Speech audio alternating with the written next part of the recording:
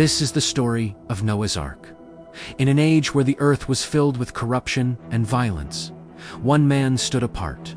His name was Noah, and his story is one of the most epic and enduring tales ever told. How did one man, his family, and a boatload of animals survive the end of the world? The book of Genesis paints a grim picture of the ancient world. Humanity had turned its back on goodness, and the earth was rife with wickedness.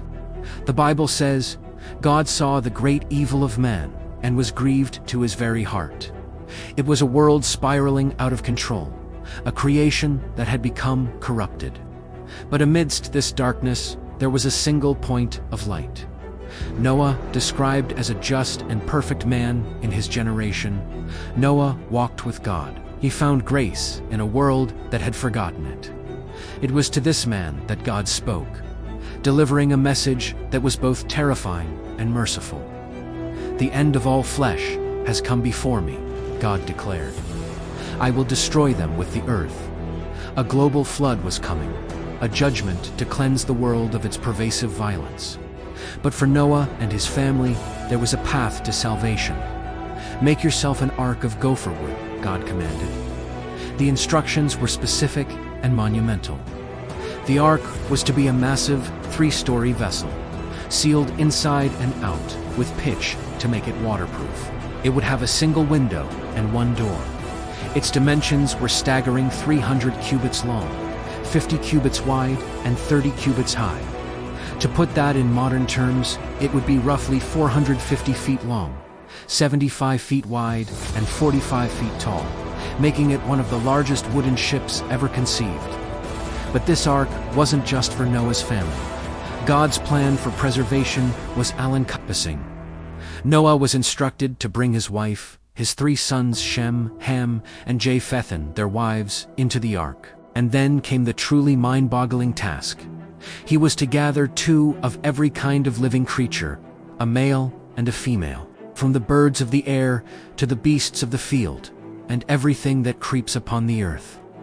For clean animals, the ones suitable for sacrifice, he was to take 7 pairs. This was not just about saving humanity.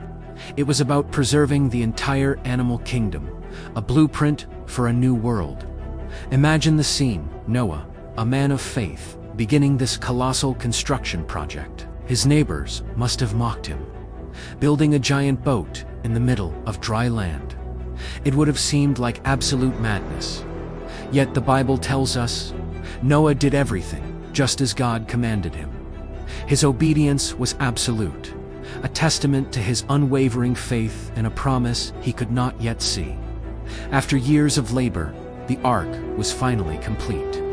The animals, guided by a divine hand, came to Noah and entered the vessel, 2 by 2.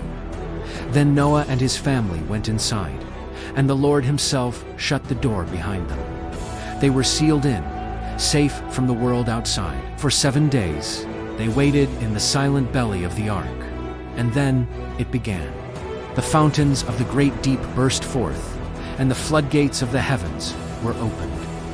This wasn't just rain, it was a cataclysm. Water erupted from beneath the earth and poured down from the sky. For 40 days and 40 nights, the deluge was relentless. The waters rose with terrifying speed, lifting the massive ark and carrying it afloat. Soon, the valleys disappeared. Then the hills, finally. The waters prevailed so exceedingly that all the high mountains under the whole heaven were covered. The Bible states, the water level was 15 cubits, about 22 feet, of the tallest peaks. Every living thing that moved on the face of the earth perished. Birds, livestock, wild animals, creeping things, and all of humanity. The world was returned to a formless, watery chaos, reminiscent of the state before creation. Only one vessel of life remained. Inside the ark, floating on the endless ocean, were Noah, his family, and the future of every living species on the planet. For 150 days, the waters covered the earth. Imagine the isolation, the roaring of the water outside, the sounds and smells of the countless animals within. It must have been a test of endurance and faith unlike any other. But God did not forget his promise. The Bible says God remembered Noah. A wind began to blow across the face of the earth, and the waters started to recede. The fountains of the deep and the windows of heaven were closed, and the rain stopped. Slowly, ever so slowly, the water level dropped. The ark, which had been drifting aimlessly, finally came to rest. It had landed on the mountains of Ararat. Even though the ark was stationary, Noah and his family couldn't just open the door. The world outside was still a swampy, post-apocalyptic landscape. They had to wait. After 40 days, Noah opened the single window high in the ark. To test the conditions outside, he sent out a raven. The strong scavenger bird flew back and forth, able to survive until the waters dried up. Next, Noah sent out a dove. But the dove, needing a place to rest, found no dry ground and returned to the safety of the ark. Noah waited another 7 days. He sent the dove out a second time. That evening, the dove returned, and in its beak was a freshly plucked olive leaf. This was the sign they had been waiting for. An olive leaf meant that trees were beginning to grow again. The water had receded enough for new life to sprout. It was a tangible symbol of hope, proof that the world was becoming habitable once more. Noah waited one final week and sent the dove out a third time. This time, she did not return. She had found a new home in a new world. After more than a year inside the ark, the time had finally come. God spoke to Noah again. "Go forth from the ark, you and your wife, and your sons and your sons' wives with you. Bring out every living thing that is with you."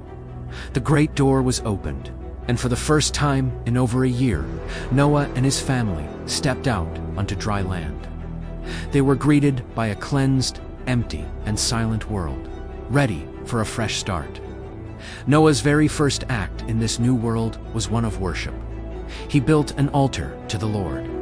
Taking one of every kind of clean animal and clean bird, he offered burnt offerings. This act of gratitude and reverence was pleasing to God, who then made a profound and everlasting promise, not just to Noah, but to all of creation. God blessed Noah and his sons, telling them to be fruitful and multiply, to fill the earth again. And then he established a covenant, a sacred agreement. "Never again will I curse the ground because of man," God promised. "And never again will I destroy all living creatures, as I have done. Never again shall there be a flood to destroy the earth." To seal this promise, to give humanity a visible and constant reminder of his mercy, God set a sign in the sky. He said, "I have set my rainbow in the clouds, and it will be the sign of the covenant between me and the earth. Whenever I bring clouds over the earth and the rainbow appears in the clouds, I will remember my covenant." From that day forward, the rainbow would not just be a beautiful natural phenomenon. It would be a divine promise. It is a symbol that even after judgment, God's grace and mercy prevail. It's a beacon of hope, a reminder that every storm passes and that God's faithfulness endures forever. The story of Noah's Ark is so much more than a simple children's tale about animals on a boat. It's a profound narrative packed with timeless lessons. Noah's decision to trust God and act on his word, even when it seemed absurd to everyone around him, was the very thing that led to his salvation.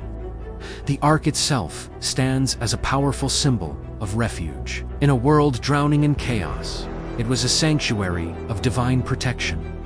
For believers, it prefigures the ultimate salvation offered to all who seek refuge in God. And finally, there's the rainbow.